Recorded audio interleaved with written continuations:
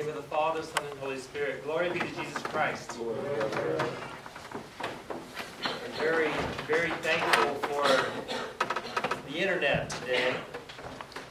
I was able to go on my iPad and to bring up a very nice biography of St. Barnabas of Indiana that I found on the All Saints Bloomington website. And then I was able to listen to a lecture about his life on the website that we have set up in Central Indiana, Orthodoxindy, and a lecture that was given in 2009 at the Charles Ashton Lecture. Very, very informative account of St. Barnabas' life. So I thank everyone who works in that area and helps make this information available to us. What an inspiring life he had. You know, he came to America. He was born in Gary, Indiana, on January 31st, 1914, to a family of Serbian immigrants. You know, they came to America to find a better life. And they spent about 9 years in Gary, Indiana, as part of a very devout, faithful Serbian community up there. And it would have been so easy for them to spend their whole life here. But when things were very difficult in Serbia, and their homeland was suffering, they moved back to Serbia and endured many trials there, especially Barnabas himself. It was very touching to see the love that they had for their homeland, even though they had come to America. But you know, they never stopped seeing themselves as Americans also. And this is one thing that impressed me very much about St. Barnabas. He always saw himself as an American and as a Serbian. It reminds me very much of your own priest, Father Dragan. I've talked with him about this a couple times. I don't think there's any American who loves America more than Father Dragan. But there's probably no Serbian who loves Serbia more than Father Dragan either. And this was true of St. Barnabas also. His short time in America gave him a real thirst for freedom, an understanding of freedom. The freedom he experienced just for 9 years in America. And he took that with him back to Serbia.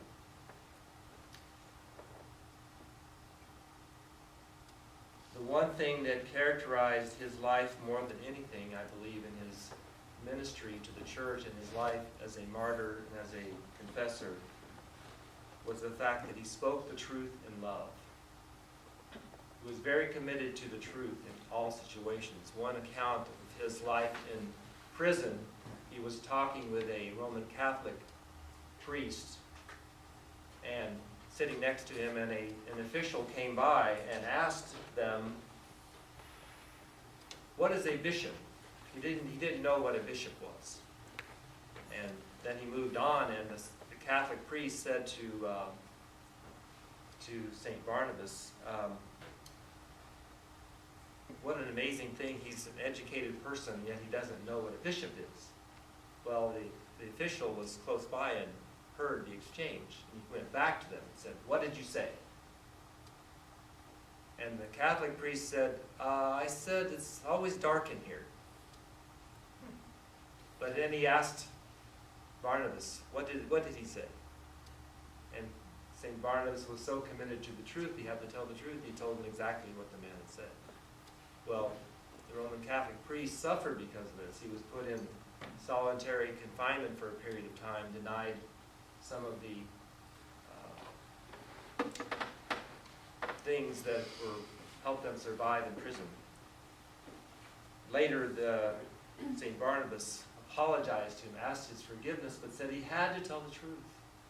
And then, of course, he shared with this priest, all of the things that he was receiving to sustain him through prison, he would share those things with the priest as a way of making up for the suffering that he had to go through because of what he had done. One of the most touching parts of his life was the fact that later on, towards the end of his ministry, he was given a car by the church in Gary, Indiana, St. Saba's Church. That church in Gary, is it still in Gary or has it been moved somewhere? It's moved, but it's in that area. Yeah. So it's still a thriving Serbian Orthodox church there, and they formed a very close bond with Bishop Barnabas, and they collected money and arranged for him to be able to have a car in Serbia that became a real tool for him to be able to do missionary work and serve the people of Serbia. In fact, the fact that he had the car probably was one of the reasons that he ended up suffering for the Lord, was because it allowed him to be very prominent and active and busy about sharing the gospel in Serbia, and this brought him to the attention of the authorities. He was tempted to be martyred. They attempted to kill him through arranging a train wreck, which injured his legs very badly but did not kill him. And then he died under suspicious circumstances and under house arrest in a monastery. It is believed that he was poisoned. He had many, many circumstances where he had to be on trial and meeting with authorities and officials and being asked questions, and he never backed down from the truth. And this was what led him to have to suffer quite a bit in his life. The one thing I would take away from his life for us is that, well, several things. First of all, even though he was only an American for 9 years, he loved his country very much. He loved America. And so likewise, us who are Americans, we should love our country and do everything we can for our country. The main way that he showed his love for his own country was speaking the truth in love. And that is what we are called to do as Americans. We are experiencing the same type of pressure to not speak the truth in love that he experienced in Serbia, but in a different way. He was directly confronted by authorities, communist, fascist, Catholic even, authorities who tried to get him to back down from the truth many times, and he never would. We are experiencing great pressure in our country to not speak the truth. And we experience this from 2 or 3 special interest groups. First of all is the Islamic people, the radical Islam. There is great pressure in America not to speak the truth about Islam. If we do speak the truth about it, we're considered to be haters or bigots or anything like that, but we're not. We are Christians, and we're speaking the truth because we love our country. We love Muslim people. We love them, and we want them to know the truth. So we speak the truth in love. But there is great pressure not to speak the truth. We also experience great pressure from the sexual deviant community. All the different aspects of that, whether it's homosexuality or changing your gender or abortion or promiscuity, whatever form that deviancy or perversion is taking, there is great pressure on us to not speak the truth in love. But we, my brothers and sisters, need to have the same courage that St. Barnabas had. This pressure is being pushed upon us in 3 ways. First of all is the pressure to be silent. That's the first level. Simply to be silent about these things. And in that regard, they have greatly succeeded in America in silencing the voice of truth about these things. The second level is to go from being silent to condoning. In other words, there is great pressure to come out and say, yes, it is okay, or to allow things. And there's great pressure even within the Orthodox Church to push in and to make it become, some of these things to become mainstream. The third level is that of pushing us to actually participate in these perversions. And that takes place in many ways, through the media, through television, through popular entertainment, and through the public school system. And it is coming to the point for us as Orthodox Christians that we all need to become homeschoolers.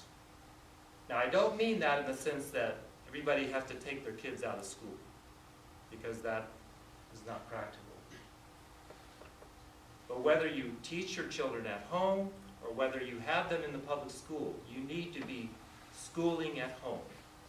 In other words, we need to be teaching our children at home the truth that St. Barnabas stood up for and that we are called to stand up for.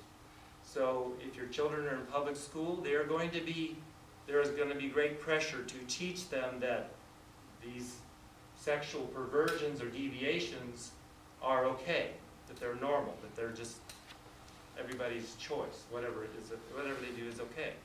And so we, at the same time, need to be educating, yes, this is what they're teaching, but this is why it is not true.